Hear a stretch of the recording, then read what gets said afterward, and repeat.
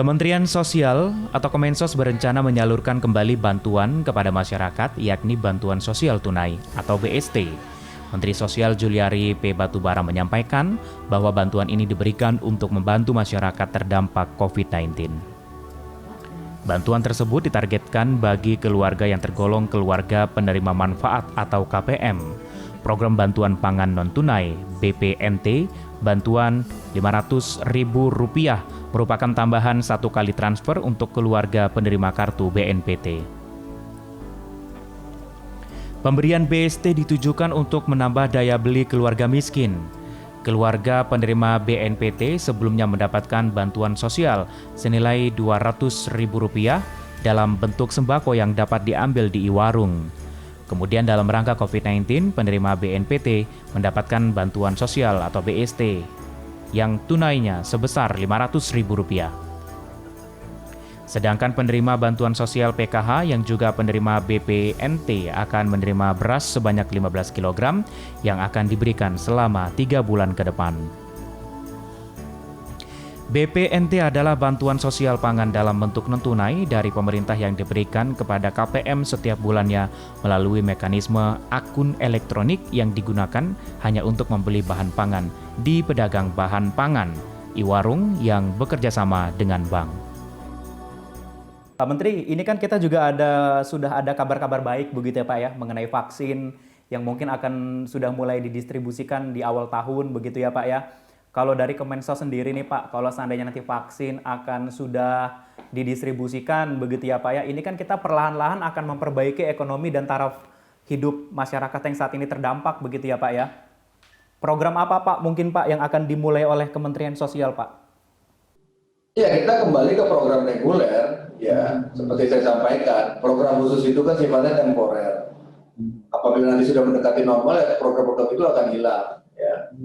Tapi tentunya kami menunggu arahan instruksi dari Presiden. Apabila memang Presiden merasa program-program yang sifatnya tambahan, sifatnya temporer ini sudah cukup, ya sudah, kan begitu. Sementara program reguler tetap jalan, PKH, BPT kan tetap jalan. Tapi ada juga nih Pak yang ditakutkan dengan kondisi resesi Indonesia saat ini ya Pak ya. Yang dikhawatirkan kan memang kita ya takutnya akan lebih banyak lagi PHK, kemudian juga banyak keluarga miskin baru begitu ya Pak yang mungkin nanti akan hadir begitu Pak.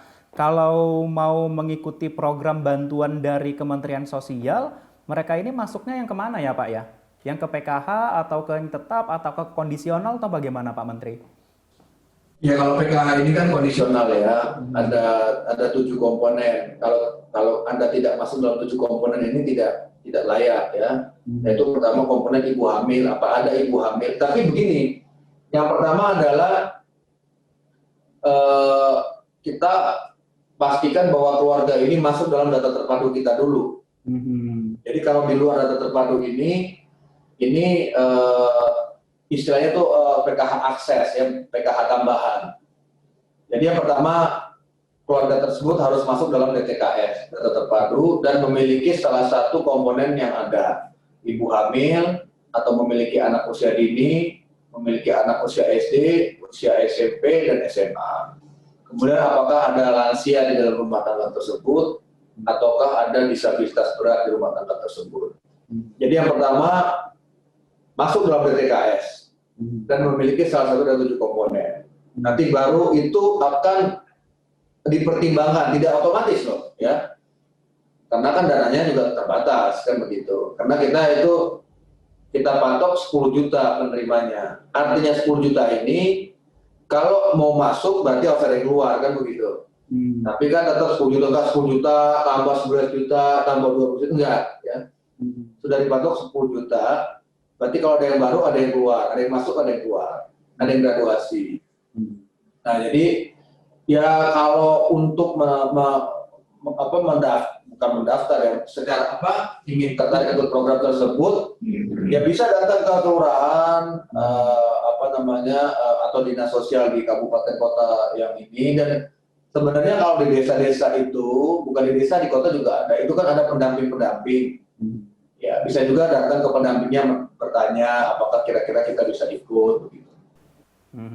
Baik. Jadi memang semuanya aksesnya sudah ada, tinggal masyarakat saja yang berkoordinasi dengan daerah setempat. Ini mau laporannya kemana? Bisa ke RT RW dulu mungkin yang paling dasar begitu Pak Menteri ya? Iya, jadi ini gini ya, ini sebenarnya bukan program yang pendaftaran begitu ya. Jadi harus diluruskan dulu ya.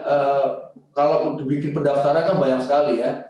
Jadi ini sebenarnya program yang didesain kita yang mencari ya. Artinya kita itu juga daerah ya. Bukan Kementerian Sosial sendiri, daerah juga mencari. Pertama, stepnya daerah itu harus menentukan dulu berapa keluarga miskin di daerah saya, ya, berapa keluarga miskin di daerah saya. Kemudian sudah berapa dari keluarga miskin tersebut yang menerima program PKH misalnya, berapa yang belum. Nah, mereka yang putuskan, mereka yang harus mengupdate datanya. Kalau masih banyak yang belum terima dan ternyata setelah mereka update ada keluarga-keluarga penerima yang menurut mereka sudah tidak layak, mereka akan minta supaya keluarga-keluarga tersebut keluar dari program tersebut. Jadi ingat, patokannya 10 juta, kalau ada yang mau masuk harus ada yang keluar. Jadi tidak masuk terus begitu loh. Ya, karena tidak 10 juta tambah 1 juta enggak. 10 juta, kalau ada yang mau masuk, ada yang harus keluar. Yang keluar itu boleh masuk program lain Pak? Ya, yang pasti bukan di Kementerian Sosial. Oke, ya. Artinya keluar itu bukan ditendang begitu loh. Dianggap sudah tidak layak lagi menerima program begitu loh. Misalnya ternyata rumahnya sudah bagus, kita lihat kondisinya, ekonominya sudah baik, ya dia harus secara legowo mengundurkan diri dari program tersebut. Nah, ini kan kita ada pendamping-pendamping di lapangan yang jumlahnya 39.000 orang. Ini juga antara lain tugasnya adalah memastikan bahwa keluarga-keluarga yang ikut program itu masih layak. Nah, jadi memang ini bukan satu program yang ayo mendaftar gitu, bukan ya. Jadi ini program pendampingan bersyarat yang tentunya kita cari siapa yang layak untuk dimasukkan ke dalam program tersebut, dan yang dianggap sudah tidak layak kita minta supaya mengundurkan diri gitu. Iya. Baik, jadi memang maksimal adalah 10 juta penerima manfaat tadi Pak Menteri juga bilang ya Pak ya? 10 juta keluarga ya. 10, baik. Pak Menteri, Kemensos ini kan juga memberi bantuan untuk kelompok usaha kecil, terutama di masa pandemi ini syaratnya apa ya Pak? Mungkin sedikit berbeda dengan mungkin kementerian lain ya. Jadi ini lebih kepada istilahnya keluarga-keluarga yang juga menerima manfaat dari program reguler kami seperti PKH atau BPNT. Sehingga kita lihat apabila mereka ada usaha kecil, kita berikan bantuan. Ini sebenarnya kecil nilainya dan ini sifatnya hibah ya, bukan pinjaman ya. Ya syaratnya mereka itu adalah penerima manfaat program reguler kami, BPNT ataupun PKH gitu.